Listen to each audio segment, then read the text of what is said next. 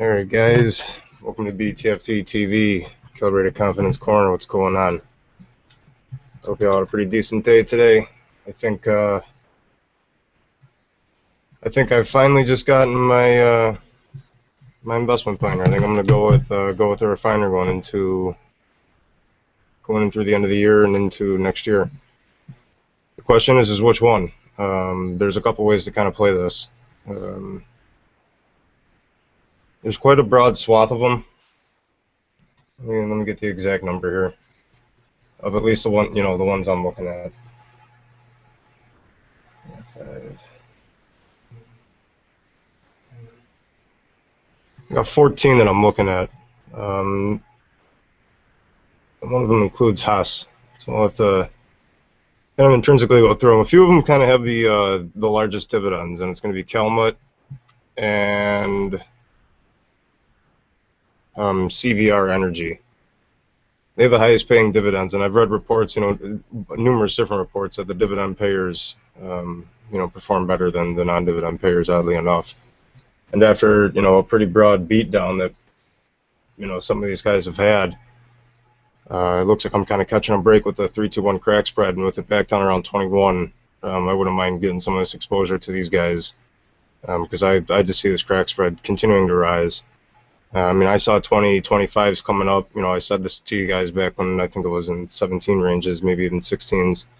So, I could still continue to see it to push. I don't know if you guys have your platforms up too. You might want to bring them up. We can just kind of scan through a few of these. We'll just kind of do like a market review. We'll check some charts on just a few of these refiners. I'll get some feedback from you guys here on Twitter. Hit me up here. Don't try to reach me in the chat. It's just going to be easier on Twitter. It's for the benefit of everybody. And then we have records of, what everybody's saying, so it's easy to kind of go back and grab stuff. It's just a lot more fluid for me. It's because I've got it up on the second half of this one vertical monitor. What else I got on my list? And then after that, we'll just kind of cover what was going on with Tesla with those moves, what I'm looking at there, and then,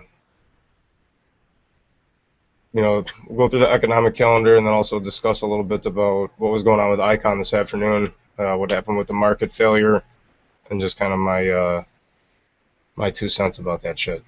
So, really quick, I'll just give you guys a quick rundown on what's going on in the oil complex. I've got 3-2-1 crack in the upper left here.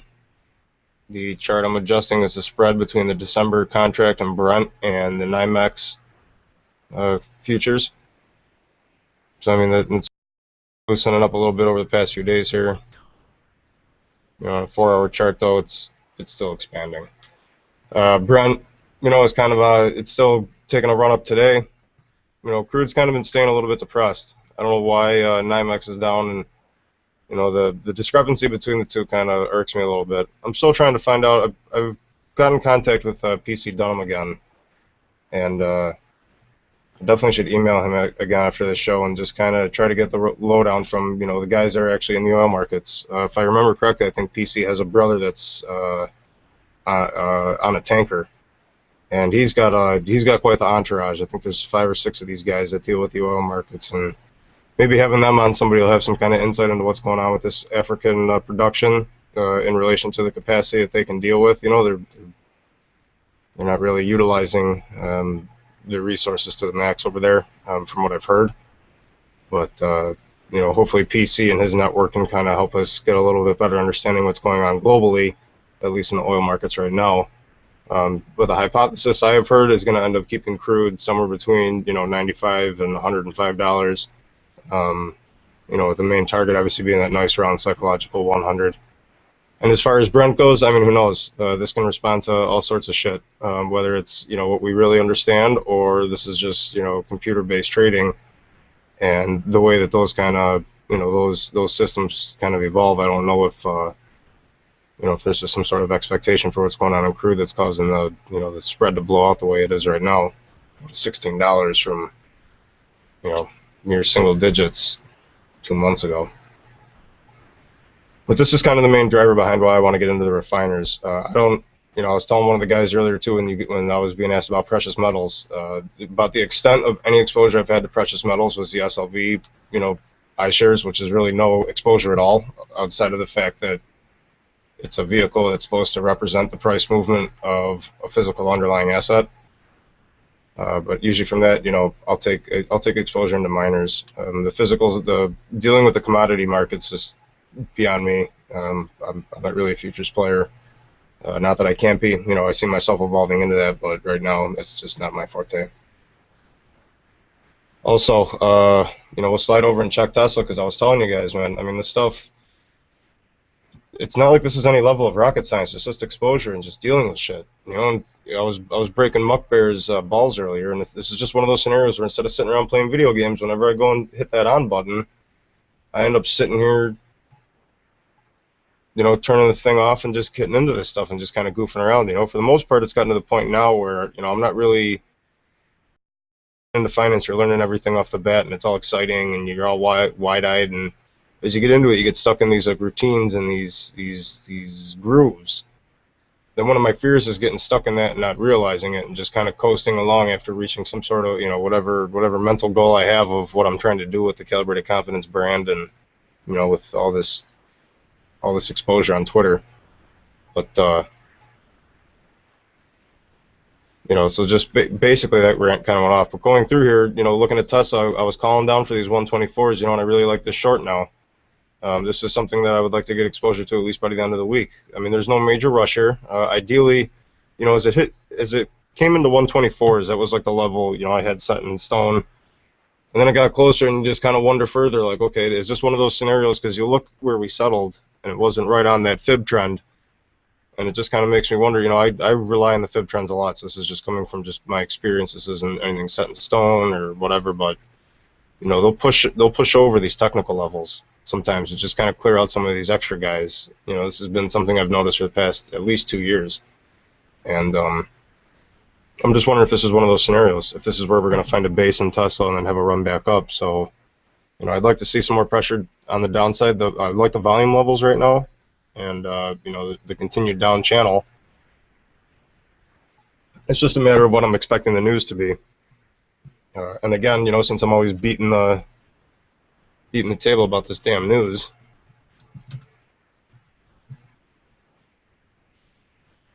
what I'm gonna do is I'll bring up ESF. Let me get into Benzinga here and locate these tweets from earlier. There's a few things I just want to highlight while I've got Benzinga open too. Is Left Hash had government trader on earlier, and I'm not a bond guy. I was just asking some bond questions because in the equity markets, like I look at as the type of trader I am, I look at order books. I use some tech analysis, but I'm not a main tech guy. I usually anchor to a fundamental price that I run through my model, and then I just watch the order books, get familiar with the characteristics of how the asset trades, and then interact with it accordingly, after I'm comfortable.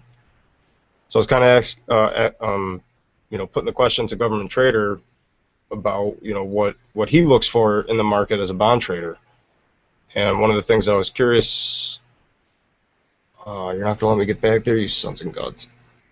All right, give me a second, guys. Benzinga is making me do an archive to go back to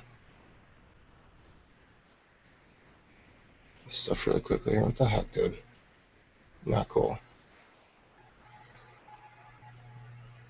But yeah, it was the data that was released this morning with capital flows and the tick data.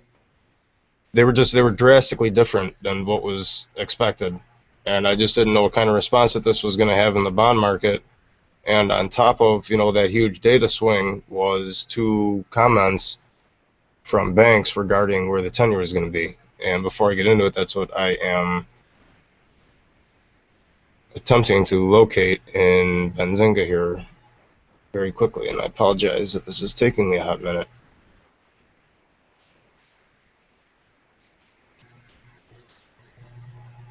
Not really much back from you pimps on Twitter, eh? Appreciate you guys retweeting this stuff, but nobody's got any comments for the week? What the hell's wrong with you guys? I think I'm getting there. Just give me what I need. Please give me what I need. You're not gonna do it. Okay, plan B.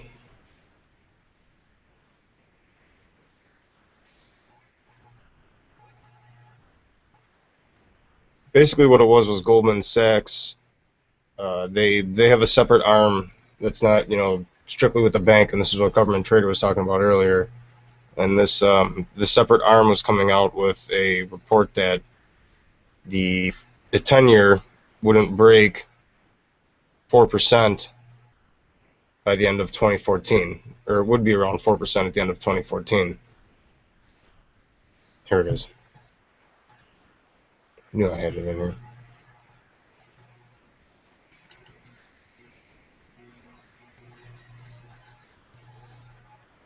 Ah, sure. So let's just blow this up right quick so you guys can see this.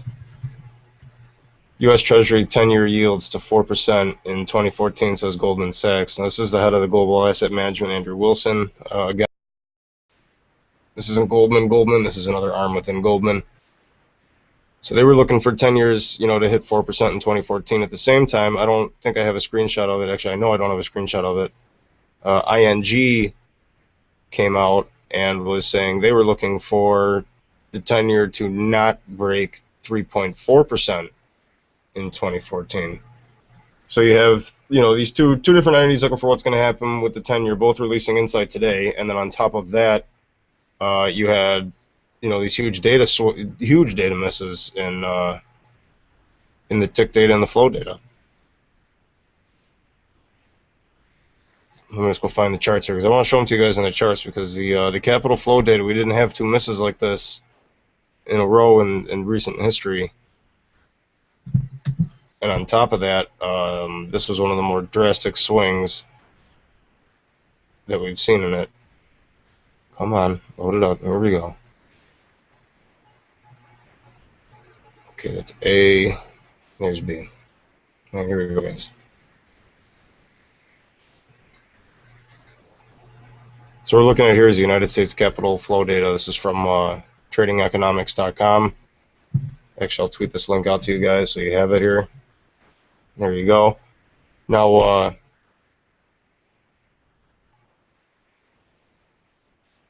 let's see if we can expand this out. I mean, they're only taking it back for a year anyways, which kind of sucks, but I mean, you can see how drastic this move is. And we haven't had down like this, in recent history. So when you think about it, the expectation, where is it? The expectation was for 19 billion, and for a positive 19 billion, and the actual was a negative 106 billion flow. So I just figured, billion here, billion there, this shit adds up to real money, and this is a big deal, and I just didn't know what this meant, what the reference is behind it. And Government Trader was basically saying that this just kind of flows with the expectations behind QE. But aside from that, nobody really pays much attention to this. At least he doesn't, the way that he trades in the market he sees. So I couldn't really get a lot of insight into it. I'll dig a little bit more, but it kind of seems like it's a futile effort, like us dealing with, the Reebok sediment. Like, who gives a shit? And same with long-term tick flows. The expectation was for a negative 4 billion. The actual was a positive 25 billion. So you can see, we had a consistent trend in the negative, and now we've had two up. So I don't know how many of you guys are bond players out there. If you got any insight, hit me up on Twitter. Let me know. If any of you want to come on air and kind of clue me into what the hell's going on with some of this shit, I'd appreciate it.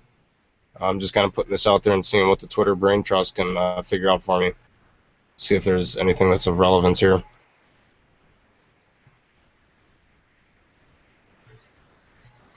But let me, speaking of that, let's take a quick look at the 10-year.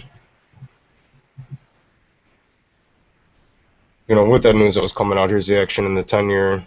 This is on a 30-minute. Here's a day. And some of this, that Goldman Sachs news was coming out at 10:15, and the ING news was sometime after that, before 11 o'clock, I believe.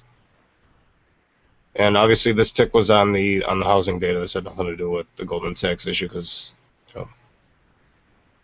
it wasn't from the head of the bank, so it wasn't going to be a big move anyways. But they kind of released it right around when it was in that sweet spot. So not bad action today. Pulling up ES, going back to what was going on this afternoon. This this gets a little interesting. I think the icon tweets are actually, or the icon updates are still going to be in my newsfeed there. So we start falling off around 230. That's when the market ends up dumping out. So if we come back, I pull up Benzinga.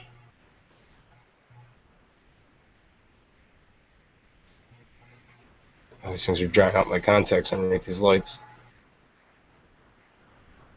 Come on, damn you. I see all you in this room, and none of you want to hit me up on Twitter. What the hell's wrong with you guys? Nothing to say tonight? Everybody's trading futures? You guys are all analyzing ticks? Is that the story of the evening? Waiting on Europe and Asia to open? Okay, let's find this icons.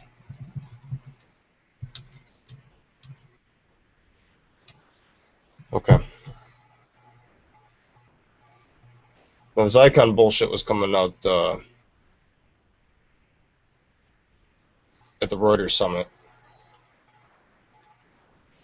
And it makes me think that this information wasn't tweeted live. And I don't know who, was maybe sending something out, but around 3:10 is when the first stuff started hitting, where Icon was talking about being very cautious on equities, believes markets could drop.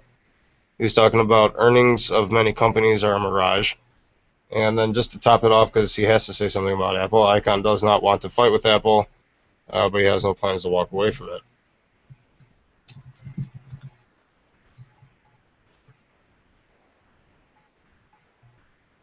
Anyway, just Jim Chanos is going to be speaking again tomorrow, too, if anybody's interested in that. So for the most part, I mean, you can even see the headline here. Some people are attributing the dip to Icon. And those, that news ended up hitting at, 3:15, and this action was happening 45 minutes earlier. But you can see the spike in activity right around the time, when the news was coming out. Here's the 3:15 when it hit my Benzinga feed.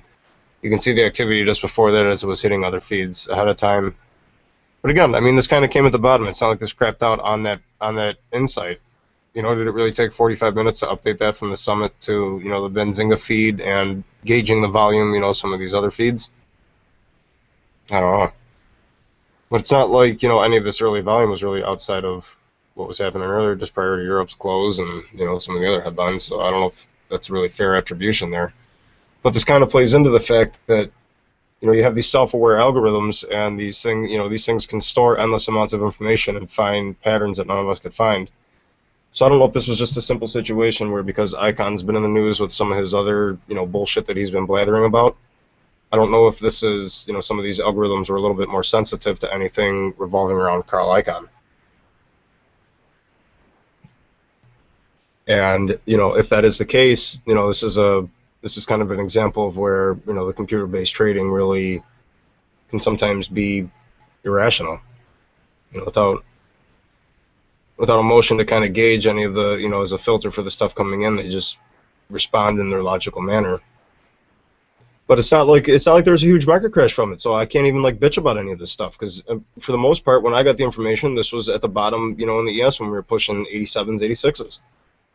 So whatever, it doesn't faze me at all. I don't like how much Icon's talking as of late. I think he is taking advantage of his popularity, well aware that when he speaks, shit happens. But you can't restrict somebody's free speech to that effect. If he wants to talk about it, so be it. If people are going to buy based on what the guy's saying, that's their fault. Or maybe just because I missed out on it, it's no big deal. But again, now that Icon comment that I have came in at, regarding Apple, hit me at 316.50, and the subsequent Apple move, which is, blatantly obvious when you're looking at the chart, it started happening at 15.7. So, just on a rough estimate based on this, if it took 7 to 8 minutes for that shit to hit my feed, then that Icon news, was sitting around 3 o'clock. So I don't know why that move is happening then, or what's going on with the differentials here, and the way that, information from the same speaker at the same location sent through the same news service, could have such drastic delays in insight. I have no idea. I don't even know if I'm making sense and you guys understand what the hell it is I'm actually trying to say. I don't even know if I understand what it is I'm actually trying to say. But going outside of that, so I was looking at just a few of these refiners. I printed out some reports on, at least 3 of them. I just started getting through them. I'm looking at CRV Energy, ticker is CVI. Hollyfront Frontier, which is ticker HFC. And Tesoro Corporation, which is ticker TSO. Now, Tesoro was mentioned on Kramer, I think, last night, and there was a write-up on TheStreet.com today about that. Their activity is pretty much in line with, I think, CVR. Both of these guys are. CVR makes nitrogen fertilization. I think Holly Frontier is the other one.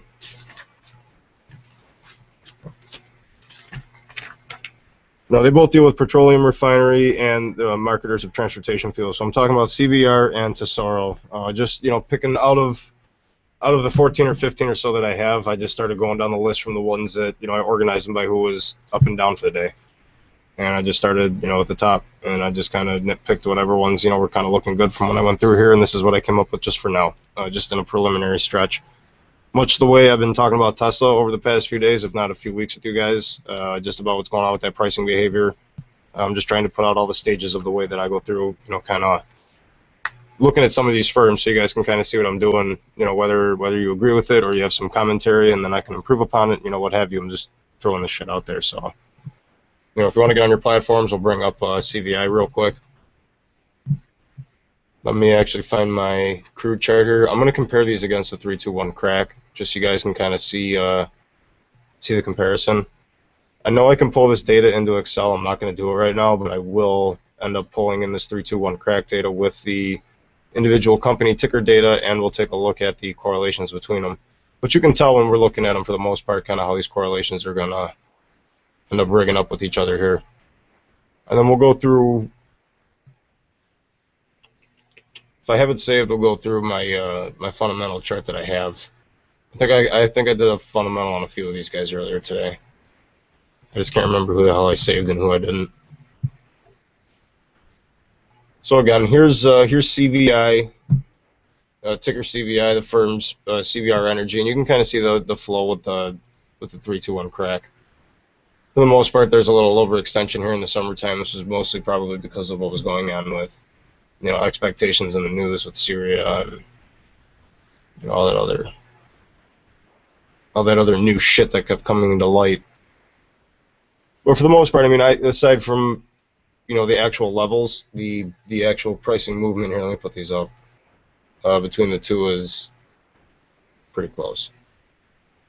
So again, ticker CVI is in purple, 321 crack is the background with all the market profilers. This is a daily chart.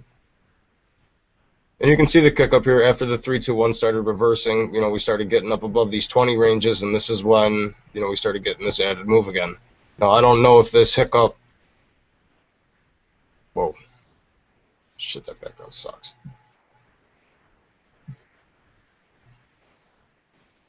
I don't know if this hiccup that we are seeing right here is going to be on par with something that we've seen here, where it comes up and then we just continue back down the trend. But we have broken above these lows from earlier, and what is the subsequent support level back here also.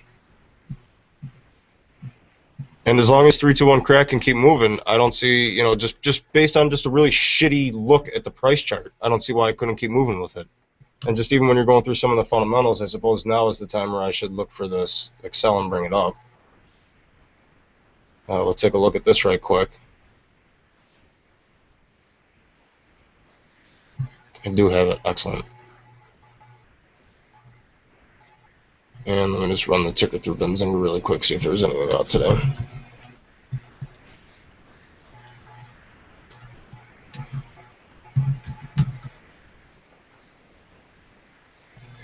And again, like the situation I had with Tesla, remember I was saying when it was coming to that 124 level, I was really positive about it, and then we got over it, and I'm unsure right now if this is just one of those simple overextensions from the tech levels that the algos like to use to clear out orders. But this is why I do the fundamental analysis, so I have something to kind of anchor to. You know what I mean? This way I know, no matter what, even if my bet sucks and this firm goes bankrupt, here's what I can expect to get. even just on a base level with the liquidation value. And even then I get really conservative and just assume that you're going to sell this stuff at, shit prices. But, as of recent, in the beginning of November, on the first CVR released earnings, they hit a 51 cents, and the street was estimating 21 cents. When you're getting beats on 30%, either these guys are absolutely killing it, and the street was just downgrading their price targets so much so that they could have beats and these firms could keep rising, that they just overdid it on this, or Icon is right about a lot of these company profits being, mirages. Let me just open up this chat here. 1 second, guys. All right, so CVI is trading at 37.29. Okay, I put him at 42.60. And again, this can take some abuse based on A, the way you want to calculate it, and B, what you're doing with the discounting. If I want to discount what they're going to sell their shit at from 80% down to 20%, my whole dollar value ends up flipping $4 almost. I'm now at 38.81 as opposed to 42.60.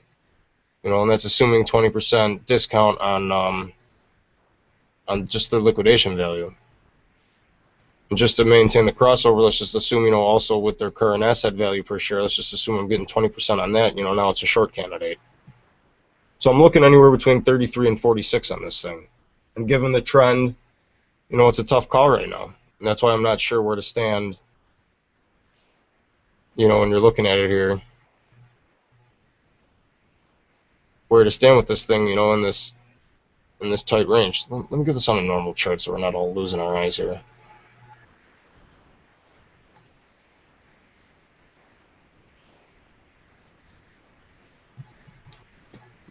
So I'm looking, 33s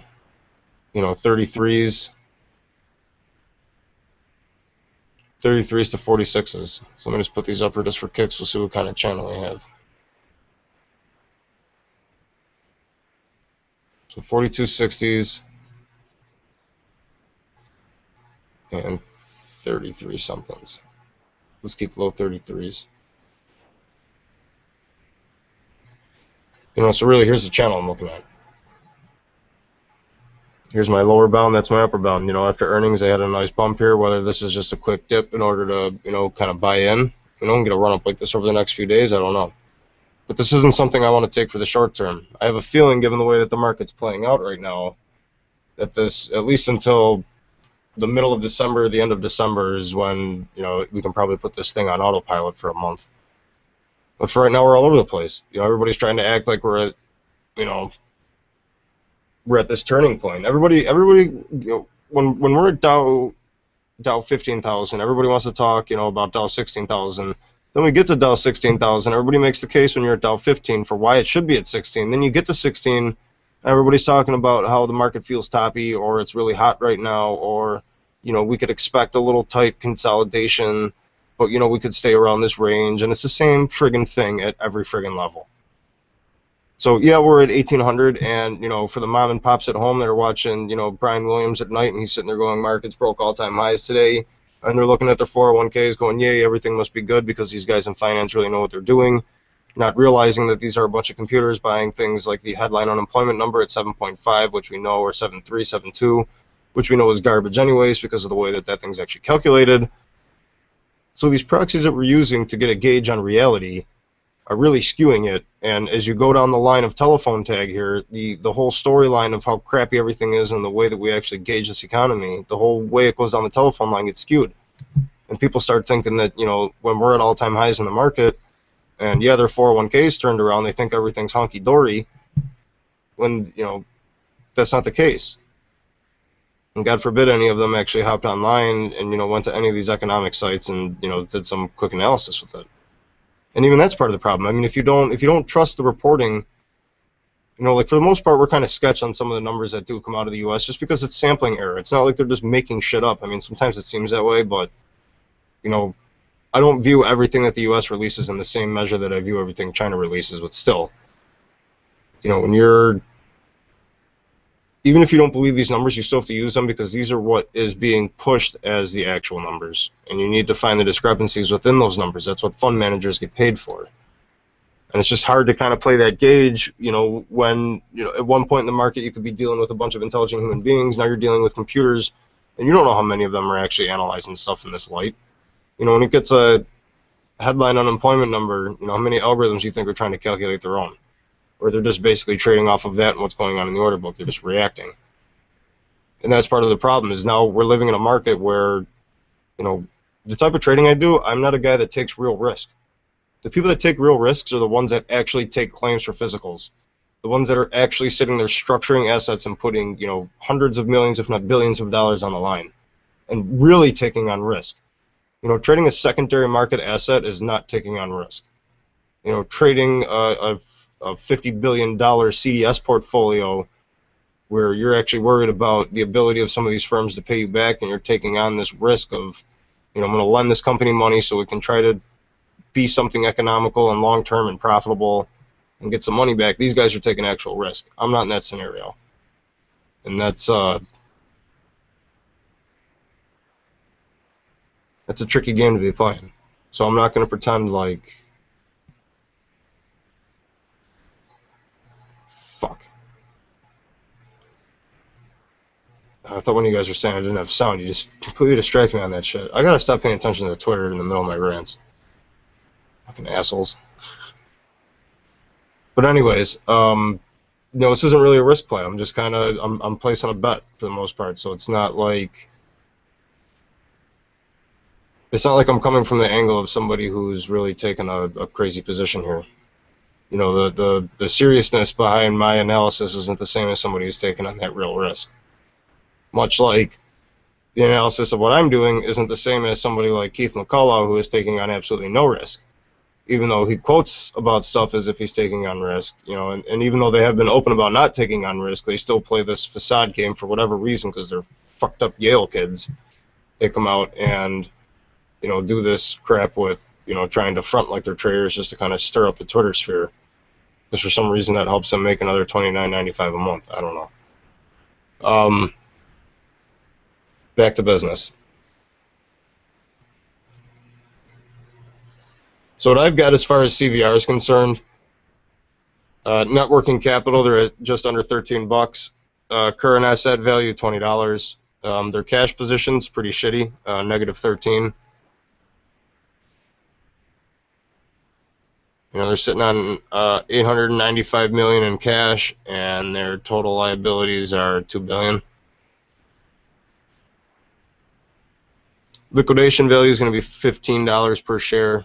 And also, you got to remember, I'm discounting that in my final valuation, and book value per share is 17. I don't know why my nice conditional formatting isn't in here, so I can't really, look at the trends on a nice visual basis. But just taking a quick look at it, over this short period since they started reporting in what year,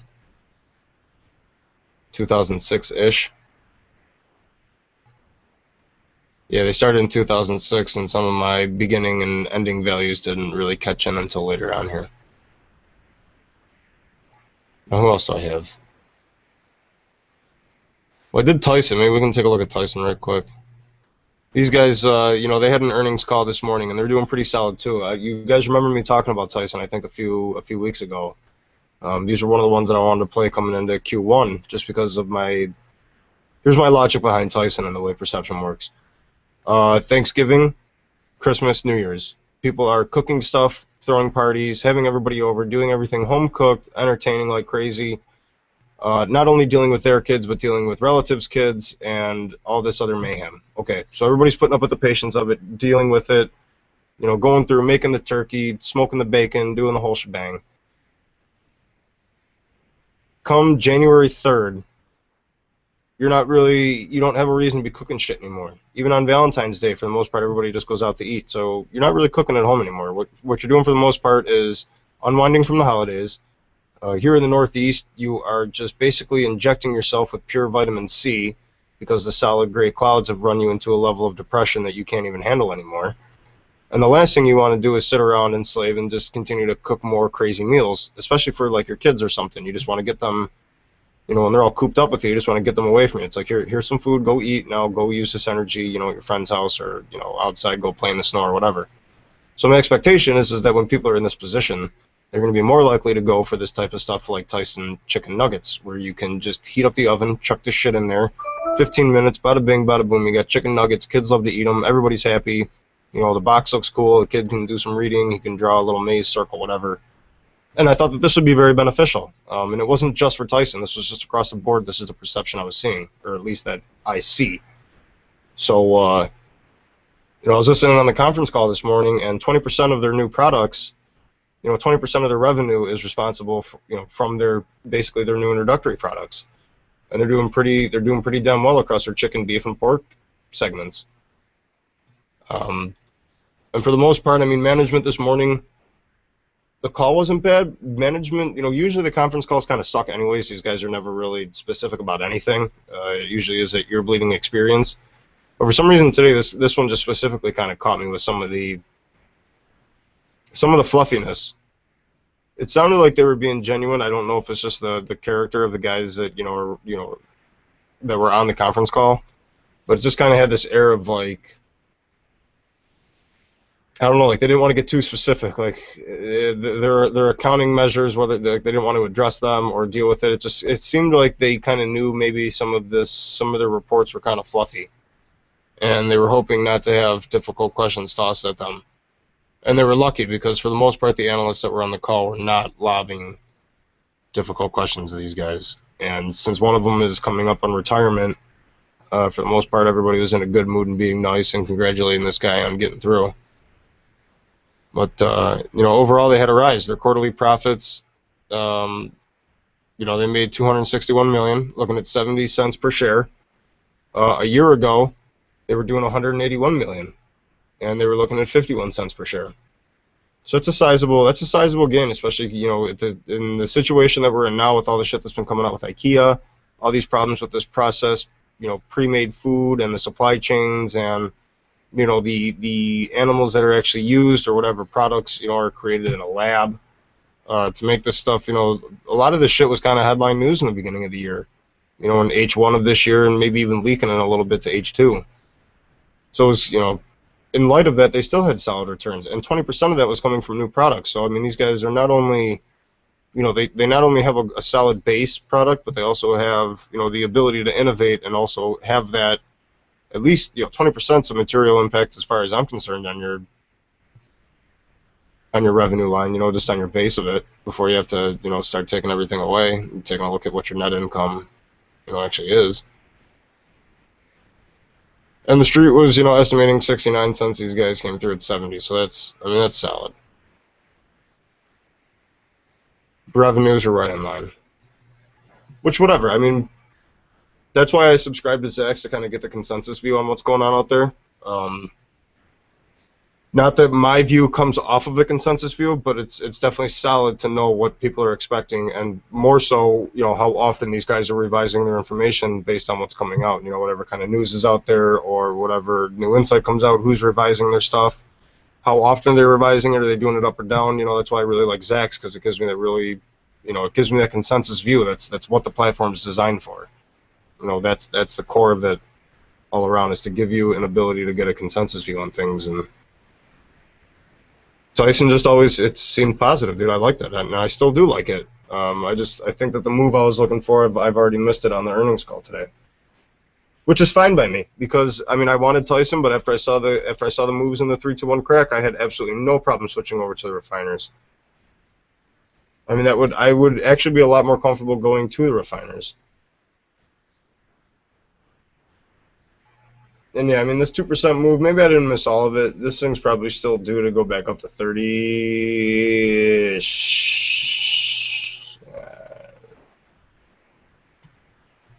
Man, 32 is its 52-week high.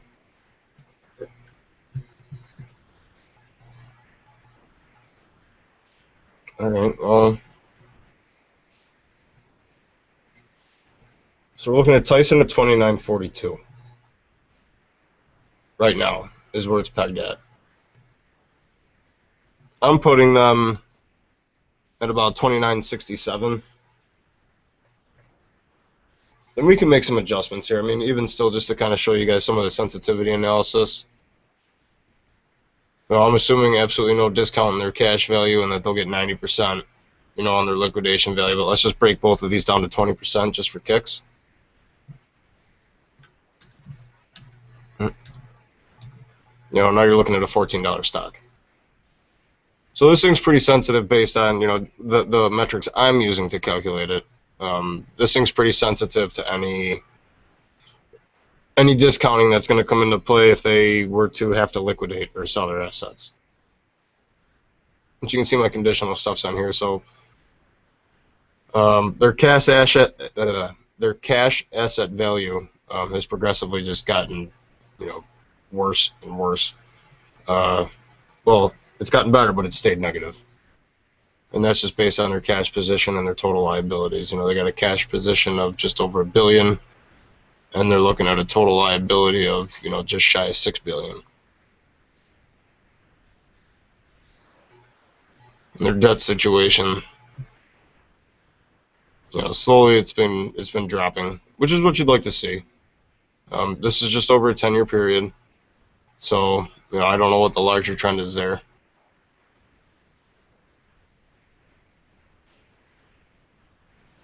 But you damn well believe I could figure it out. Let me bring up Zach's real quick.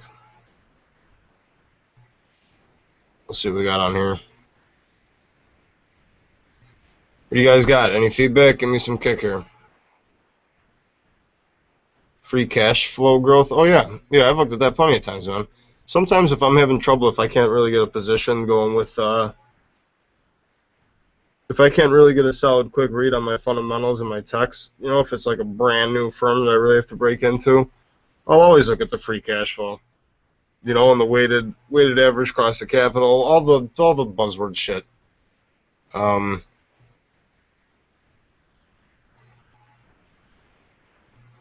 never actually looked at the year-on-year growth of it, though. I never considered that.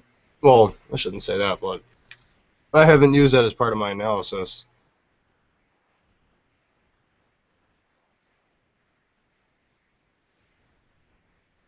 Hold on, give me a second here, guys. Muck is DMing me, and I have no idea what he's talking about.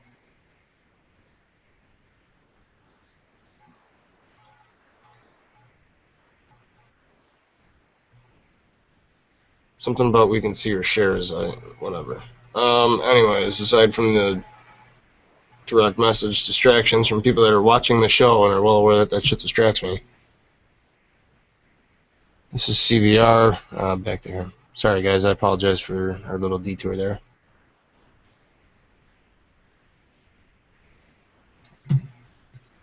So this is a tough play. Tyson's one that I'm going to leave alone. Just because, at this point, I'm basically forcing the trade. If I just came in here and just left my model and did my analysis the way I do it, I'm going to be looking at Tyson at 29.67, and currently it's trading 29.42s. So I'm not even going to try to bother for that little bit.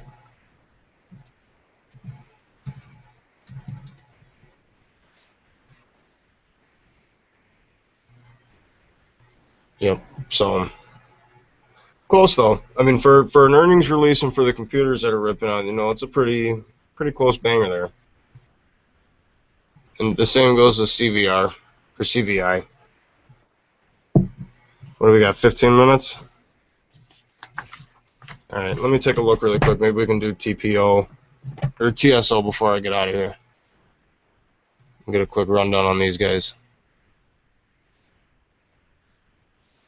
Muck, if you're listening, what are you talking about? You can see my shares.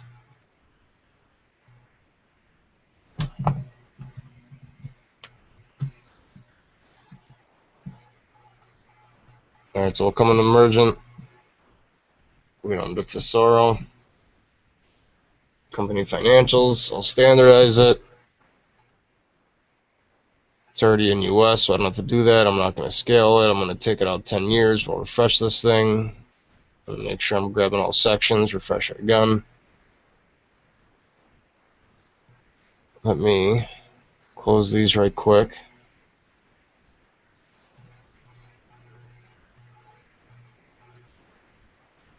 I don't want to use that one. Close this one.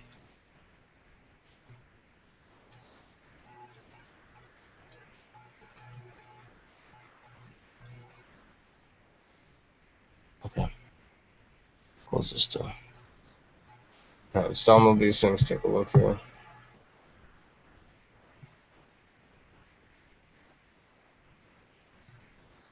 I don't tell me this is gone. It's gonna give me this issue. Okay, good.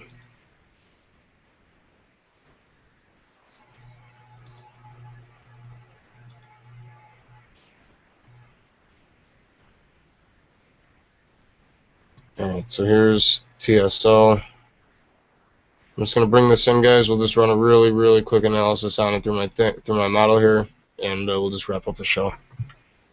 We'll wrap it up on this one. If you got feedback, hit me up on Twitter, guys. Let me know what's going on. I'm not looking at the chat, and I'm sure you guys are in there raging away, doing your internet thing.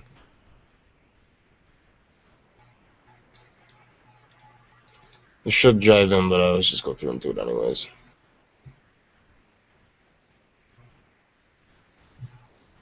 Yep, that's good. Current assets 4.6. Yep, that's good. Appreciation 5s and 2s. Yep, intangibles 250.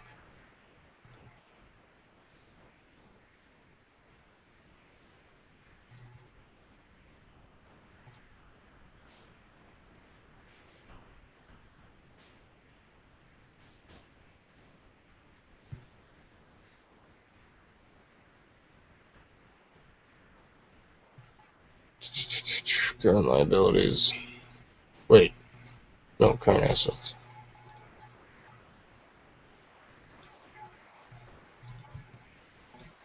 Oops. All right, so let's check this out really quick, guys. What else you got? Anybody have any? What kind of feedback you guys have regarding refiners? Anybody taking any positions in anything? You guys looking at any oil plays, or does anybody have any investment thesis coming for the upcoming period here, or is everybody just kind of doing the trend trade and looking for who's talking about what? Just give me some feedback. Interact with me, people. Come on now.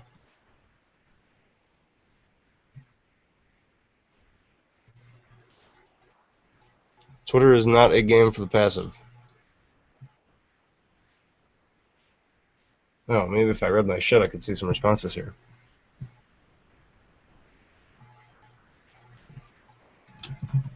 Alright, we got these guys asking stuff. This guy's talking stuff.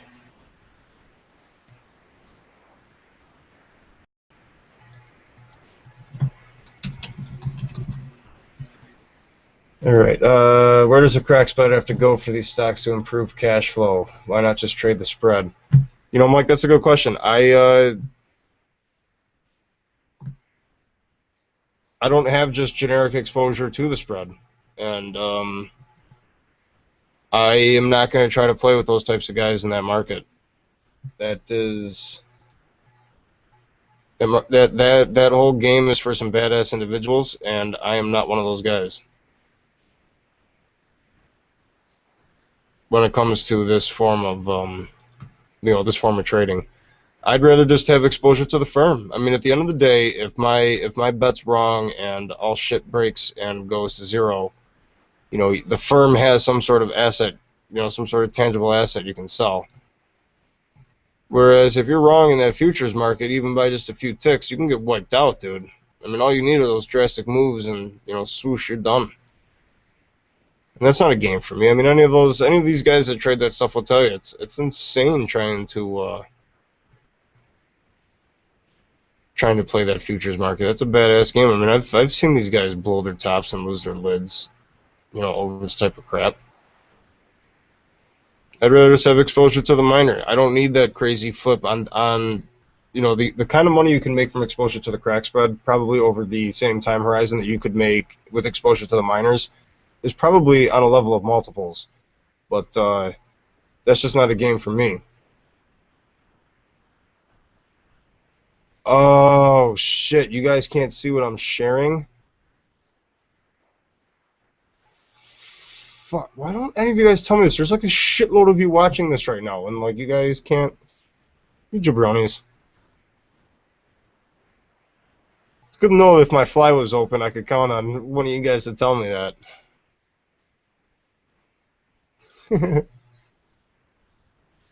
All right, whatever. I'm almost done here. Let me just get through these last few here. I just got to get out through the cash flow statement, and I'm good. And then we'll just kind of wrap this shit up. Again, this is the boring stuff that I was reserving for another platform.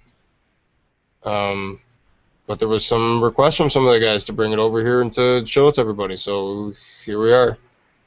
See what kind of feedback we get. All right, so let me throw this over quick.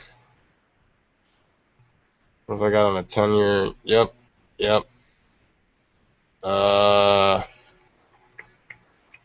This is TSO. I'm looking at TSO was at 55.38. You get these growth rates and these betas. Man, these lights. Almost there, boys and girls. Almost there.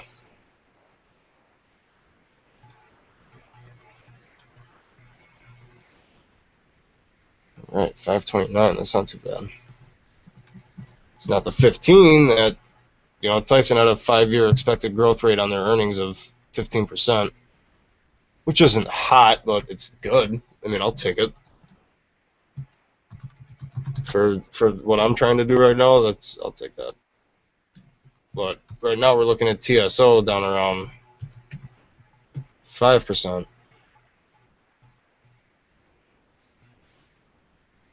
All right, we're gonna have to dig through their statements here and find this dividend number because it's not under their retained earnings, and I didn't see it at first on their cash flow, so we'll have to go back and check that right quick. Dividend 181.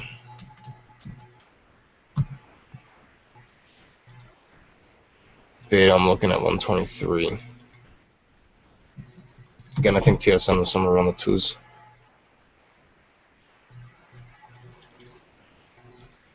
Yeah.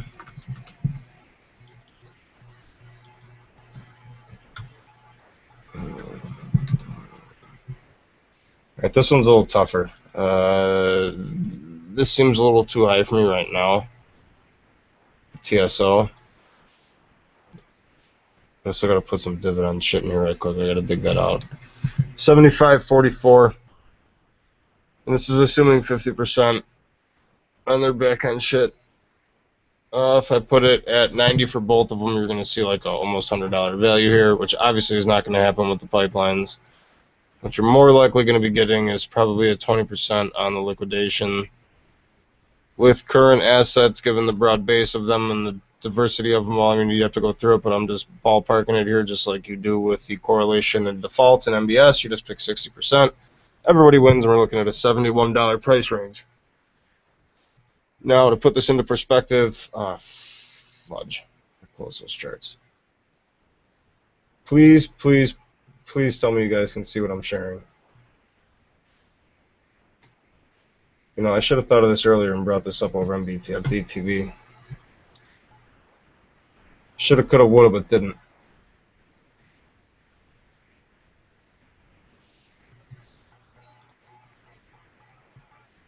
Okie dokie. Plain chart. Let's get TSO here right quick, guys.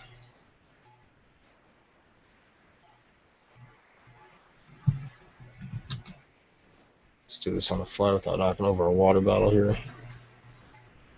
All right, so this 70 range is going to be at the highs over the past, at least the past year. Let's put this into some perspective here over the longer term. Eek. All right, so 70s are going to be tough. I mean, not that we're not in a position now where it could happen, but, you know, I can at least expect this firm to be taking a bounce off these low 40s. I'm taking a run here. Oh, yeah, let me hawk this dividend shit in here right quick. Dig this out of the cash flows. Payments for divvies.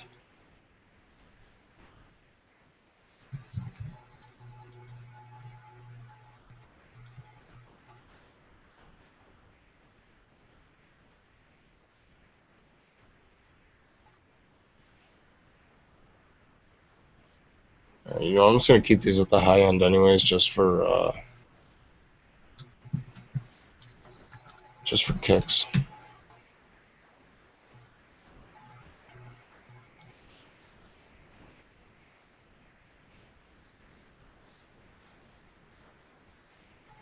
And another guy, another group with, oh man, their cash value's been getting worse and worse too. See the consistent reds is coming right across here.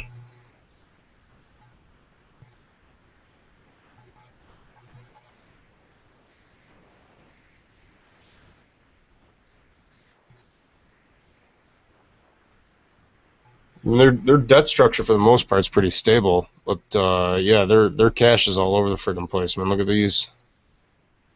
Look at this drasticness.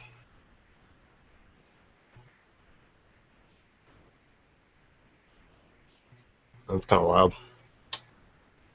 So that's that. You know, it's a quick look. Let me just save this real quick at TSO. Again, guys, we're going to dig into these a little bit more. I'm just giving you just a rough overview. I'm just trying to, you know, kind of show you how somebody goes through it, and just we can all go through it together for some of the newbies out there. And for some of you other guys, this is just kind of a way to, you know, at least have you look at something and go, what an idiot. Why is he doing it that way? And just kind of spark you, you know, get some feedback from you. Kind of put my shit out there, let you see it, and, you know, for better or for worse. I'm not going to charge you $29.99 to see it. Might as well come out here and actually play the game. Now let's just take a quick look at the economic calendar for tomorrow, since for some, you know, the show for the most part has kind of become my preparation for the next day, which is great.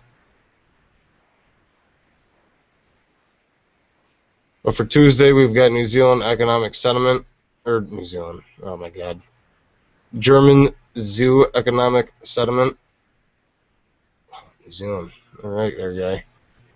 Here's a quick look at this. Let me just screen share what I'm looking at here for you guys. You know, German economic sentiment, so we'll expect this to be on the up range. I believe these guys are looking for 44.53. Is that previous? No, it's forecast. 44.53.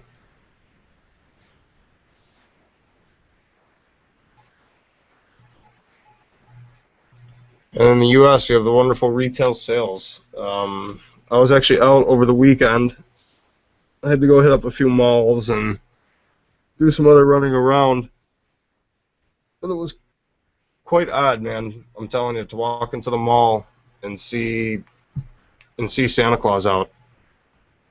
That was kind of mind blowing. I think I've seen him before Christmas or before Thanksgiving before, but this was particularly, I don't know, it was just particularly weird to me, just because I know what these guys are going to jump on it this year, and you just feel like you're just ruining all kind of feeling around the whole holiday.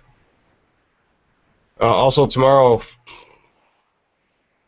we have our inflation rate, CPI. And then I believe tomorrow, or not tomorrow, Wednesday is R. Kelly Day with PPI. Market plunger joke. Mexican retail sales tomorrow also. Again, I've said it before, I'll say it again. I mean, who's shopping in Mexico? I mean, just look at this performance. If you guys see me ducking my head, it's because I'm trying to look around this camera I got on the desk here. All right, 2 minutes. I got to wrap this up so Jared can get on.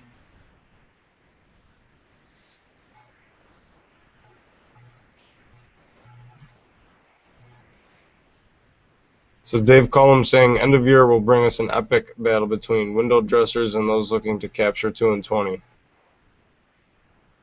Selling hot dogs tonight. What are you talking about selling hot dogs tonight, Wizzle?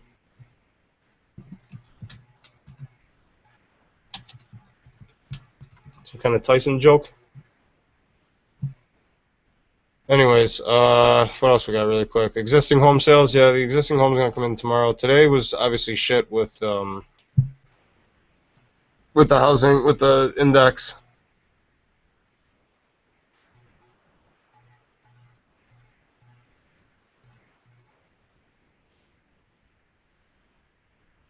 Oh, you son of a gun, dude. This is so stupid. Sorry, guys.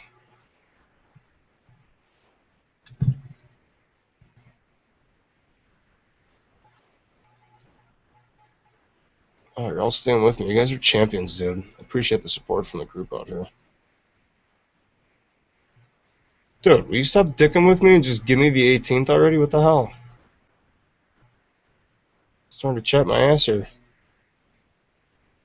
Housing market index. Yeah. Expectations were high.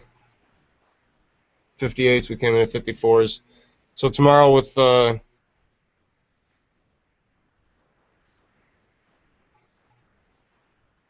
wait, how the fuck was that giving me Wednesday? All right, scratch everything I just said because for some reason I was reading Wednesday instead of Tuesday. So tomorrow we've got our Reebok index, which is what I was talking about earlier. Who the hell pays attention to that shit? Employment cost index, industrial production in Israel, economic sentiment in Germany, Greece current accounts. Basically, since Greece is the hot button, everybody's just checking that out. Nigerian interest rate decision, they're up around 12%. I think this was stable here when we were checking it last night. Yep, that's flat. Turkish interest rate decision. Here's how their activity's been looking. They're still kind of keeping it elevated for the most part. Portuguese industrial production. You're starting to kind of get back into a flow here. Those guys were weak in the first half of last year.